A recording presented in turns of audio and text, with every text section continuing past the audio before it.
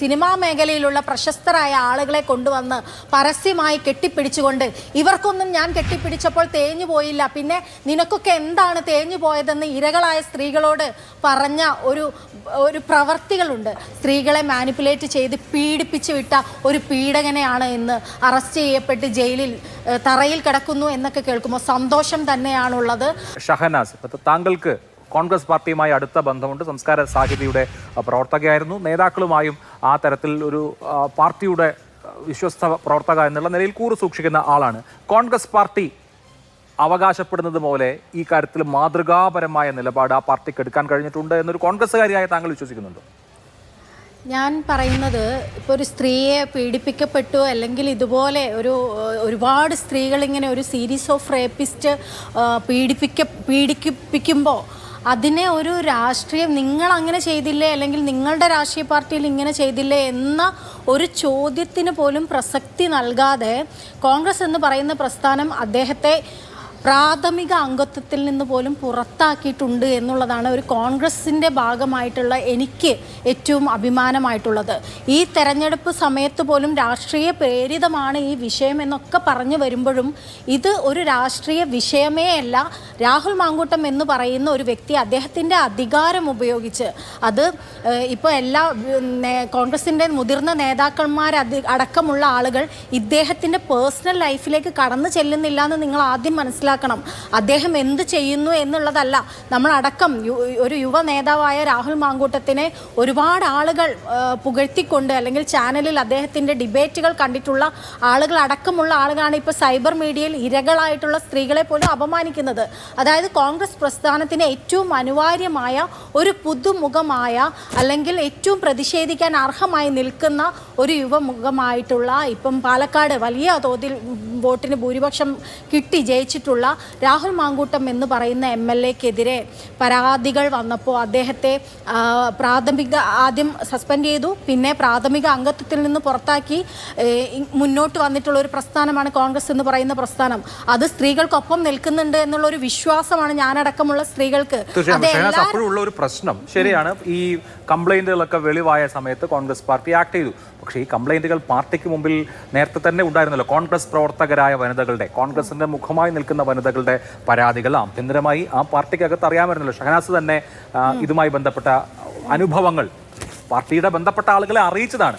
ഒരു പക്ഷേ പാർട്ടിയായി തന്നെ ഇത് പുറത്തേക്ക് വരുന്നതിന് മുമ്പ് തന്നെ നടപടി എടുത്തിരുന്നുവെങ്കിൽ, ഇയാളെ നിരുത്സാഹപ്പെടുത്തിയിരുന്നെങ്കിൽ, ഇയാൾക്ക് കൂടുതൽ സ്ഥാനങ്ങൾ കൊടുക്കാതിരുന്നെങ്കിൽ ഒരുപക്ഷെ ഈ നാണക്കേടിൽ നിന്ന് പാർട്ടിക്ക് നേരത്തെ തന്നെ ഒഴിയാമായിരുന്നല്ലോ. ശ്രീ അഭിലാഷ്, ഞാനൊരു കാര്യം പറയട്ടെ. ഈ രാഷ്ട്രീയ, സിനിമ, സാഹിത്യ മേഖലയിൽ ഒരു സ്ത്രീ നിൽക്കുമ്പോൾ, ഒരു സ്ത്രീ മുന്നോട്ട് വരുമ്പോൾ, പ്രവർത്തിക്കുമ്പോൾ ഇത്തരത്തിലുള്ള ചൂഷണങ്ങൾ അല്ലെങ്കിൽ ഇത്തരത്തിലുള്ള ഒരു രീതിയിൽ അവരോട് പെരുമാറാത്ത മേഖലയിലുള്ള പുരുഷന്മാരോ ആരുമില്ല. അത് ഏത് മേഖലയാവട്ടെ, സിനിമയാവട്ടെ, രാഷ്ട്രീയമാവട്ടെ, മറ്റെന്തെങ്കിലും ആവട്ടെ, ഞാനടക്കമുള്ള ആളുകൾ പരാതി പറയുമ്പോൾ ഞങ്ങളുടെ പരാതി എന്ന് പറയുന്നത് ഞങ്ങളെ മെസ്സേജ് അയച്ചു ഉപദ്രവിച്ചു എന്നുള്ളതാണ്. ഇപ്പോഴടുത്താണ് ശരിക്കും രാഹുൽ മാങ്കൂട്ടം എന്ന് പറയുന്ന വ്യക്തി ഇത്രത്തോളം ഒരു പീഡകനാണ് എന്ന് പല സ്ത്രീകളിൽ നിന്ന് കേരള സമൂഹമടക്കം, കോൺഗ്രസിലെ രാഷ്ട്രീയ നേതാക്കന്മാരാണെങ്കിലും കേരളത്തിലെ മുഴുവൻ രാഷ്ട്രീയ നേതാക്കന്മാരാണെങ്കിലും അറിയുന്നത്. സത്യം പറഞ്ഞാൽ ആരും ഇത്തരത്തിൽ മെസ്സേജ് അയച്ചു പോകുന്ന കാര്യങ്ങൾ മാത്രം അറിഞ്ഞിരുന്ന ഒരു സമൂഹമാണ് അറിയുന്നത്.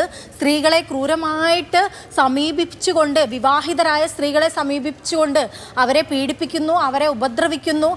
ഇന്നിപ്പം വന്ന ഒരു പരാതി എന്ന് പറയുന്നത് മൂന്നാമത്തെ പരാതിയാണ്. ഈ സൈബർ മീഡിയയിലുള്ള ആളുകളോട് ഞാൻ പറയാണ്, രണ്ടാമത്തെ പരാതിയല്ല, മൂന്നാമത്തെ പരാതിയാണ് വന്നിട്ടുള്ളത്. ആ പരാതിയിൽ ആ സ്ത്രീ പറയുന്ന അവരുടെ മുഖത്ത് തുപ്പി, അവരുടെ ഓവുലേഷൻ പെയിൻ ഉണ്ടായിട്ട് പോലും അവരെ പിടിച്ച് ബലാത്സംഗം ചെയ്തു എന്ന് പറയുകയാണ്.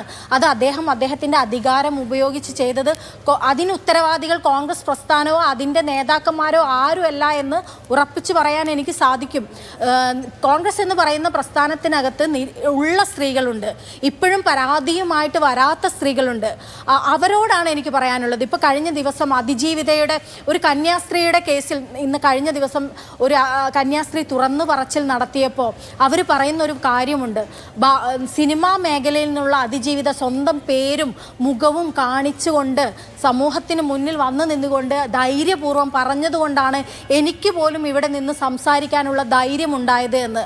അത് കേരള സമൂഹത്തിൻ്റെ പുതിയ ജനകീയ സ്ത്രീ മുന്നേറ്റത്തിൻ്റെ ഭാഗമാണ് എന്ന് ഉറപ്പിച്ചു പറയാൻ സാധിക്കും. അത് ഏതെങ്കിലും രാഷ്ട്രീയ പാർട്ടിയിലുള്ളവരാവട്ടെ, സിനിമാ മേഖലയിലുള്ളവരാവട്ടെ, സാഹിത്യ മേഖലയിലുള്ളവരാവട്ടെ, സ്ത്രീകൾ ഏറ്റവും ശക്തമായിക്കൊണ്ട് എൻ്റെ മുഖം മറയ്ക്കാനോ എൻ്റെ പേര് മറയ്ക്കാനോ ഞാൻ തയ്യാറല്ല, എന്നെ പീഡിപ്പിച്ചവൻ, എന്നെ അപമാനിച്ചവൻ ഇവനാണെന്ന് പറഞ്ഞുകൊണ്ട് മുന്നിലേക്ക് വരാൻ വേണ്ടി സ്ത്രീകൾ തയ്യാറാവുന്നതിൻ്റെ വലിയ ജനകീയ മുന്നേറ്റമായിട്ടാണ് ഞാൻ ഇതിനെ കാണുന്നത്. ഇപ്പോൾ ഈ രാത്രിയിൽ രാഹുൽ മാങ്കൂട്ടത്തിൽ ജയിലിലാണ് ഉറങ്ങുന്നത്. കേരളത്തിലൊരു MLA ആണ്. MLAക്ക് അഴിക്കകത്ത് കടക്കേണ്ടി വന്നിരിക്കുകയാണ്. ആശ്വാസം തോന്നുന്നുണ്ടോ? തീർച്ചയായിട്ടും ആശ്വാസം തോന്നുന്നുണ്ട്. ആ ആശ്വാസം എന്താണെന്ന് വെച്ചാൽ, ഇത്രയും ദിവസം മെൻ്റൽ ട്രോമയിലായ ഒരുപാട് സ്ത്രീകളുണ്ട്. അവർ അനുഭവിക്കുന്ന മാനസികമായ പ്രശ്നങ്ങൾ എന്ന് തുടങ്ങിയതാണ് എന്നറിയാമോ? ഈ പരാതിയുമായിട്ട് നിരവധി സ്ത്രീകൾ വരുമ്പോഴാണ് ഓരോ സ്ത്രീകളും മനസ്സിലാക്കുന്നത് ഞാനും ഇതിൽ ഇരയായിരുന്നു എന്നുള്ളത്. അത് കഴിഞ്ഞിട്ട് രാഹുൽ മാങ്കൂട്ടം എന്ന് പറയുന്ന MLA കാണിച്ച ഒരുപാട് കാര്യങ്ങളുണ്ട്. സിനിമാ മേഖലയിലുള്ള പ്രശസ്തരായ ആളുകളെ കൊണ്ടുവന്ന് പരസ്യമായി കെട്ടിപ്പിടിച്ചുകൊണ്ട്, ഇവർക്കൊന്നും ഞാൻ കെട്ടിപ്പിടിച്ചപ്പോൾ തേഞ്ഞു പോയില്ല, പിന്നെ നിനക്കൊക്കെ എന്താണ് തേഞ്ഞു പോയതെന്ന് ഇരകളായ സ്ത്രീകളോട് പറഞ്ഞ ഒരു പ്രവർത്തികളുണ്ട്. അതിനെതിരെ ധൈര്യമായിക്കൊണ്ട് പീഡിപ്പിക്കപ്പെട്ട സ്ത്രീകൾ മുന്നോട്ട് വന്നു എന്നുള്ളതാണ് ഈ വിഷയത്തിൽ ഞാൻ കാണുന്ന സമാധാനം എന്ന് പറയുന്നത്. കേരളത്തിൽ ഇനിയും വരാനുള്ള സ്ത്രീകൾക്ക് പ്രചോദനമാണ് ഈ മൂന്നാമത്തെ പരാതിയും അതിനോടനുബന്ധിച്ചിട്ടുള്ള ഈ അറസ്റ്റും എന്ന് വിശ്വസിക്കുന്നു. അദ്ദേഹത്തിന് ജാമ്യം നിഷേധിച്ച സമയങ്ങളിലൊക്കെ എനിക്കറിയാം, ഞാൻ അടക്കമുള്ള സ്ത്രീകൾ അനുഭവിക്കുന്ന മാനസിക പ്രയാസം എന്താണ് എന്ന് വളരെ വ്യക്തമായ ധാരണയുണ്ട്. അപ്പോൾ അതുകൊണ്ട് തന്നെ ഇത് ഓരോ ഈ പീഡിപ്പിക്കപ്പെട്ട ഇരയാക്കപ്പെട്ട സ്ത്രീകളുടെ മാനസികമായ ഒരു സമാധാനം, സന്തോഷം എന്നല്ല ഞാൻ പറയുന്നത്, അവരനുഭവിക്കുന്ന ഒരു സമാധാനമുണ്ട് ഇന്ന്. ആ സമാധാനത്തിനൊപ്പം ഞാനും ഇന്ന് സമാധാനം അനുഭവിക്കുന്നുണ്ട്. എന്നെ പീഡിപ്പിച്ചതുകൊണ്ടോ അല്ലെങ്കിൽ എനിക്ക് നേരെ അയച്ച മെസ്സേജോ ഒന്നും ഞാനൊരു മുഖവിലയ്ക്ക് എടുക്കുന്നതേ ഇല്ല. കാരണം അതിനെ ആ രീതിയിൽ എനിക്ക് കൈകാര്യം ചെയ്യാൻ സാധിച്ചിട്ടുണ്ട്. പക്ഷേ മാനിപ്പുലേറ്റ് ചെയ്യാൻ പറ്റുന്ന സ്ത്രീകളെ തേടി പിടിച്ചുകൊണ്ട് അവരെ മാനിപ്പുലേറ്റ് ചെയ്ത് അവരുടെ കുടുംബ ജീവിതത്തിലേക്ക് കടന്നു കയറി സംരക്ഷകനായി മാറാമെന്ന് പറഞ്ഞുകൊണ്ട് സ്ത്രീകളെ മാനിപ്പുലേറ്റ് ചെയ്ത് പീഡിപ്പിച്ചു വിട്ട ഒരു പീഡകനെയാണ് ഇന്ന് അറസ്റ്റ് ചെയ്യപ്പെട്ട് ജയിലിൽ തറയിൽ കിടക്കുന്നു എന്നൊക്കെ കേൾക്കുമ്പോൾ സന്തോഷം തന്നെയാണുള്ളത്. ഇനിയും നിയമ പോരാട്ടങ്ങളിൽ സ്ത്രീകൾക്ക് നീതി ലഭിക്കുന്ന രീതിയിൽ മുന്നോട്ട് സ്ത്രീകൾക്ക് ഇരയാക്കപ്പെടുന്ന അല്ലെങ്കിൽ പീഡിപ്പിക്കപ്പെടുന്ന അല്ലെങ്കിൽ ചൂഷണം ചെയ്യപ്പെടുന്ന സ്ത്രീകൾക്ക് മുന്നോട്ട് വരാനുള്ള ഒരു അവസരമായിട്ടാണ് ഞാൻ കാണുന്നത്. ഇനിയും ഒരുപാട് പേര് പിന്നിൽ മറഞ്ഞിരിക്കുന്നുണ്ട്. അവരുടെ വേദനയുണ്ട്. മെൻ്റൽ ട്രോമയിൽ അകപ്പെട്ട ഈ വിഷയത്തിൽ തന്നെ പല വിഷയങ്ങളിലുമുണ്ട്, പല ആളുകളിലുമുണ്ട്. എന്നാലും ഈ വിഷയത്തിൽ തന്നെ മനോവേദനയിലുള്ള ഇരകളുണ്ട് എന്ന് വ്യക്തിപരമായിട്ട് അറിയുന്ന ആളാണ് ഞാൻ. ആ പെൺകുട്ടികൾക്കുള്ള, ആ സ്ത്രീകൾക്കുള്ള ധൈര്യമാണ്. ആ ധൈര്യത്തിനെ ഞാൻ എന്താ പറയുക, ഏറ്റവും സമാധാനത്തോടെ ഇരിക്കുന്ന ഒരു രാത്രി ഇന്നായിരിക്കുമെന്ന് പറയാനാണ് ഞാൻ ഇഷ്ടപ്പെടുന്നത്. തീർച്ചയായും.